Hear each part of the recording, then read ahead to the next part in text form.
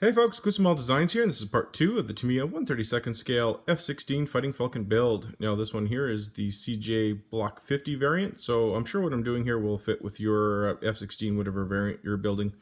So let's just get into what we're doing here today. Now there's going to be a lot to cover. It doesn't look like too much work has been done since the last video, but this has definitely been 3 or 4 days worth of work, so we'll get into the different sections of the plane that I've been working on here. But first things first, I'm going to be talking about the engine and the engine area. Now I did say in the last video that the engine can come in and out at will, and that is true, but to a certain extent, and how far of accuracy you want to go with is going to be totally up to you. Now I do want to pose my plane as if it's going under, some kind of maintenance, and I made the decision to do some surgery here. Now what I mean is this O-ring right here. Now I'm just going to call it an O-ring for now, but just for ease of this video. Now when they separate the panels and such from the plane, this ring stays on the engine, right here. So when they remove all the panels and such, this ring stays on the engine, which is right here. Now this here is this, okay? That ring is represented on here, or was on here. That ring is that ring. So when the panels come off, that ring in real life would stay on that engine. But in this model kit, they molded it onto here, right? So if you want to pose this model accurately with the engines out, you're going to have to cut it off right here. Okay, so this ring is this. So what I've done is I cut it off. Now it looks wavy. That's supposed to be that way. That is the way it's supposed to be. So when they do maintenance on the plane, obviously this would come off, right? And then, this panel would come off from underneath. Now this right here, that little piece here, I cut off because in real life that wouldn't be there. So basically what would happen is they take, this panel would drop off, they'd set that aside, this would slip off, they set this aside, and then, obviously this wouldn't be here. And then this ring here would be attached to the engine, as you see, and then the engine would come out. So that's the way I'm doing it. You don't have to, because if you want to build this model, to pose this engine coming in and out of the plane, that's completely up to you. But I'm committed now to having this with the engine out completely. Now I suppose I could buy some aftermarket parts, or and then buy this piece here, and then I could easily manipulate it so I can have it once again in the plane, but that's not what I'm going for. So it's up to you how far you want to go with it, but that's just the way I did mine, because there's no way around it if you want to have an accurate model, I guess, with the engine out. So it's up to you. So moving on, I've been working on the interior, and I decided to add a bit more. I found that there wasn't enough, internal pieces.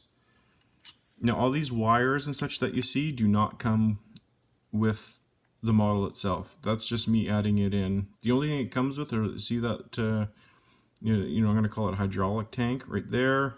And then there's another one right there. That's the only thing it comes with. And then other than the, the piece itself. I'm going to flip in the instructions here just to see if I can find the page. It should be here. Yeah. That's all you get. Not bashing it, because like I said, this has been a great model. But, that's all it really comes with. And I find that because this model kit, or you do see so much when you have this all opened up, right? That you want to be able to have as much detail as possible to be shown. And I just wanted to add more wires, more, whatever that looks like, a filter, that kind of thing. So what I've done is I just basically used some of my electrical wires, things like that, and put them in. And got it as accurate as I possibly could. because you will see some of those details, right? Because I'm going to try and get the light right.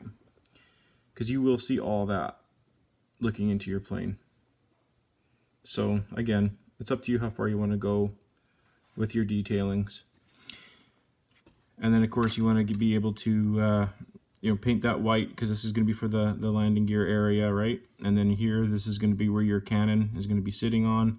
So you want to make sure this is all pre-painted and ready to go. So that's all done for that. And then of course you're moving on to your main landing gear, and you're starting to work with this. And again, the same kind of idea. I added a hose right here. That's just using wire. And then you just drill a hole through the bottom, and then you work it around. And then right here, that's just using a paper clip to simulate, would assume a hydraulic line. And then thread right here, just adding some hose lines or whatever, just to add a little bit more, because with the F-16, the way it sits, you're going to be able to see some of that.